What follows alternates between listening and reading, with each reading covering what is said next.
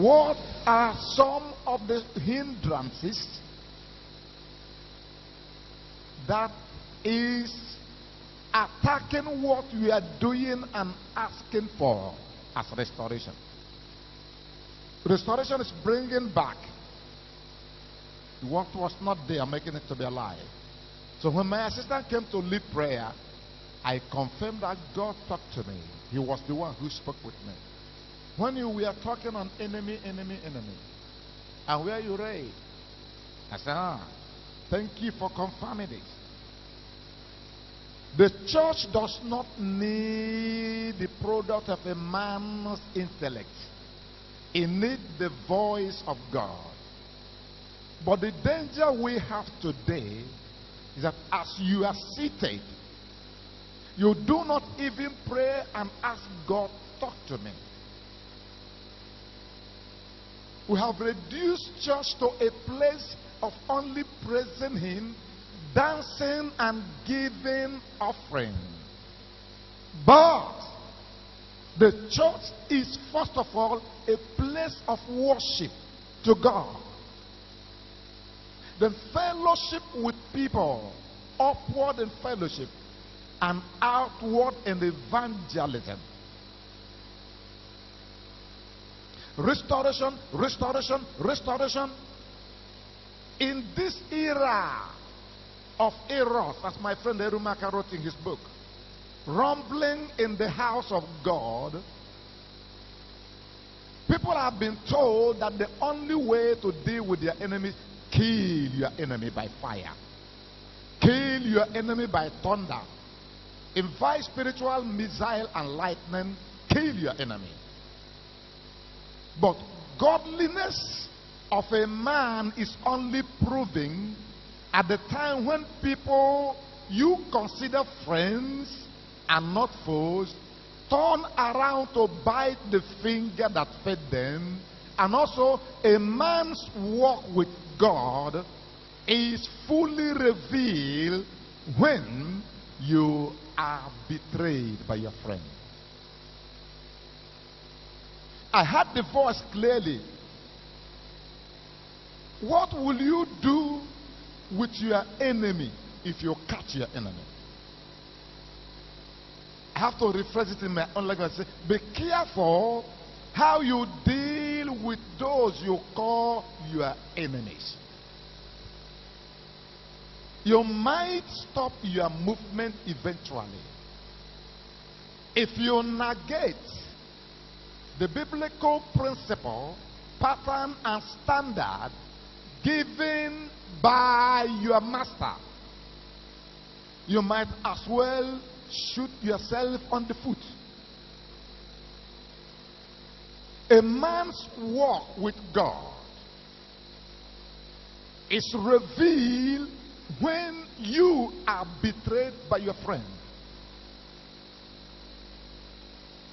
A man's spiritual capacity is known when you are associating with people that call you names that are not yours. A man's maturity is shown when something like that happens. Remember, it's a year of restoration. Deal with every hindrance. So first of all, restoration of the personal presence of God. Yes. Deal with every enemy that attack the presence of God in your heart. The presence of God is more needed than all the money in the whole world. It is true that the scripture says that money is a defense, but wisdom is far better than this physical thing that depreciates at every given time.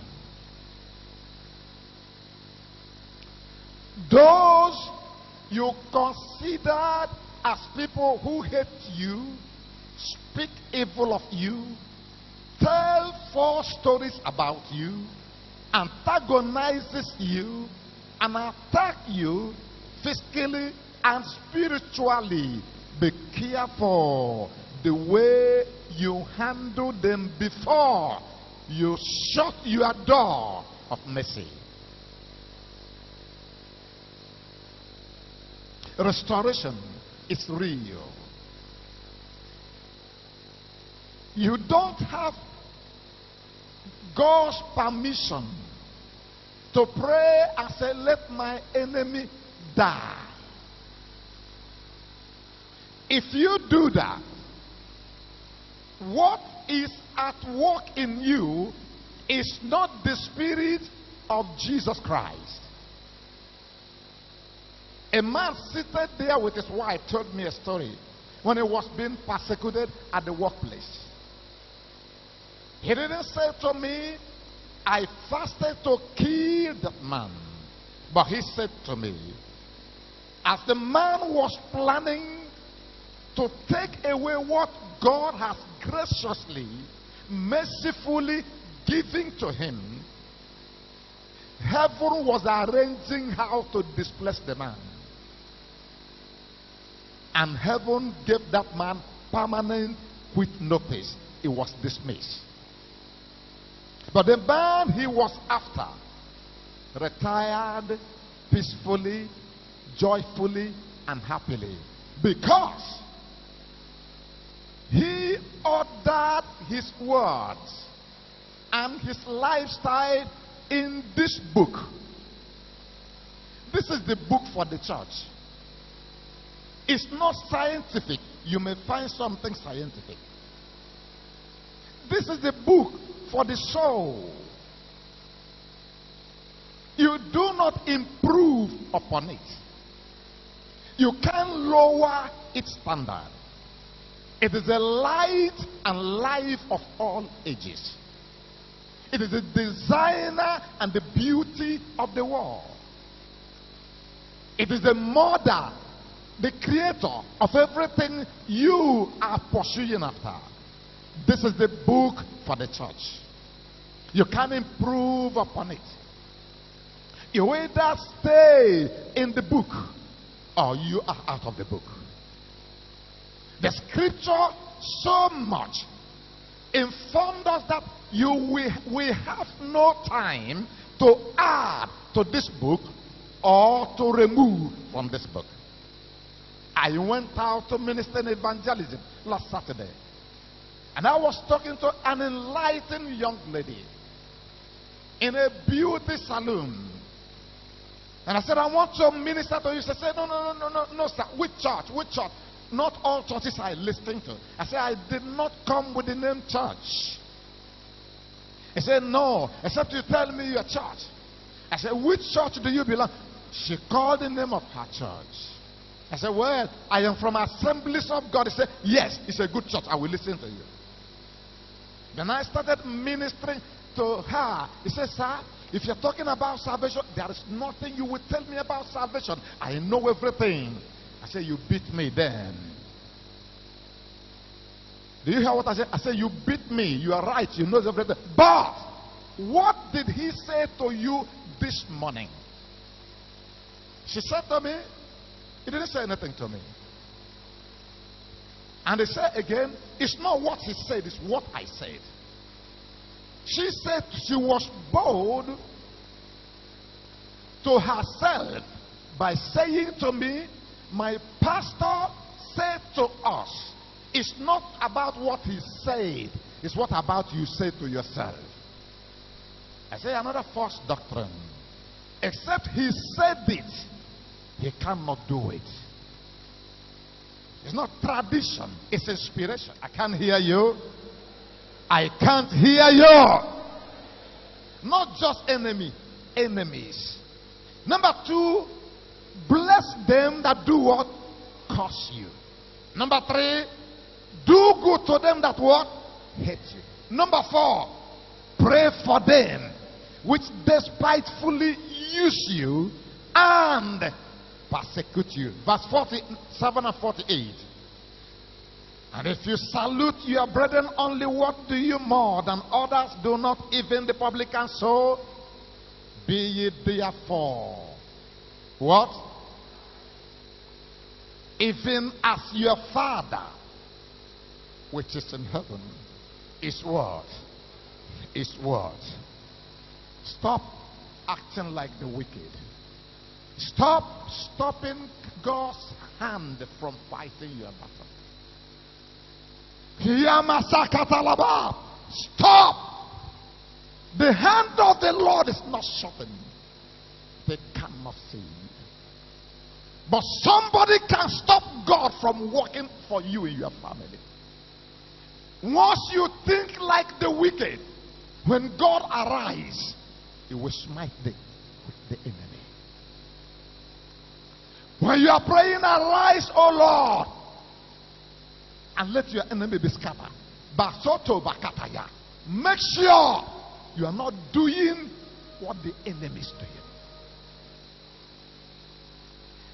Do good to them that persecute you. Don't kill your children with your mouth or with your heart.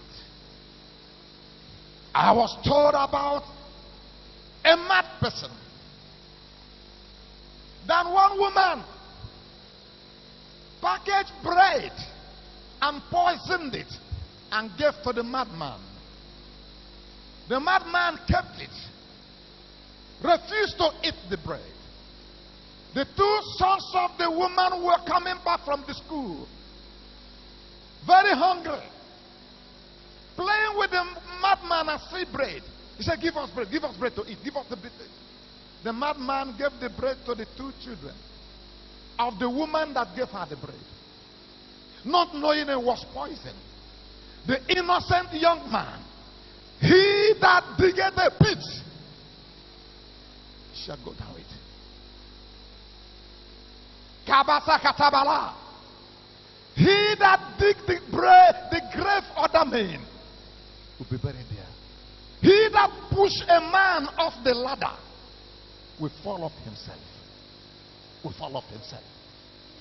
The two young innocent children did justice to the bread on the way and came back to their mother. Eat now. He said, no, we collected bread from that mad woman, that madman. Which bread? The bread that the woman started screaming. By the time it was screaming, the children were rolling on the floor. They were vomiting, and two of them died.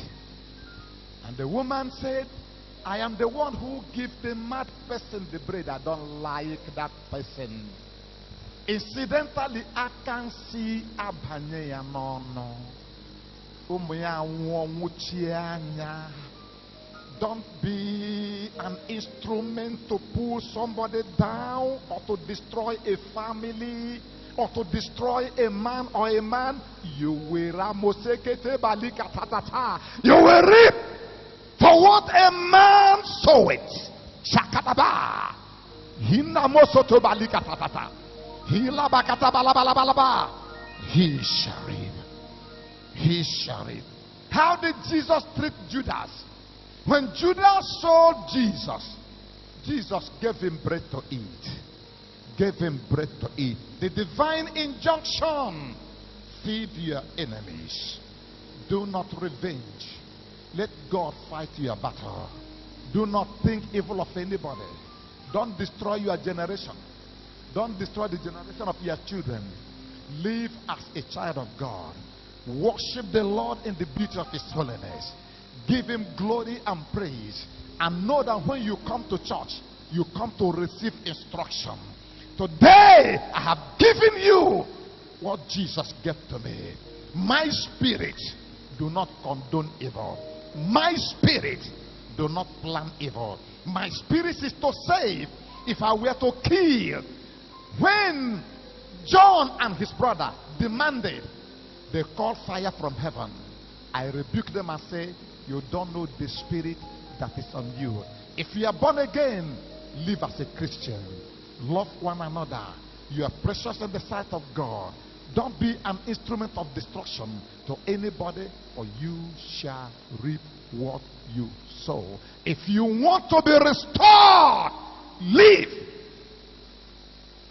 by the word of God. Restoration will come your way. I pray today, if you don't have Jesus, that you will accept Jesus now. Stand up wherever you are. Stand up wherever you are. Jesus' Spirit in your heart.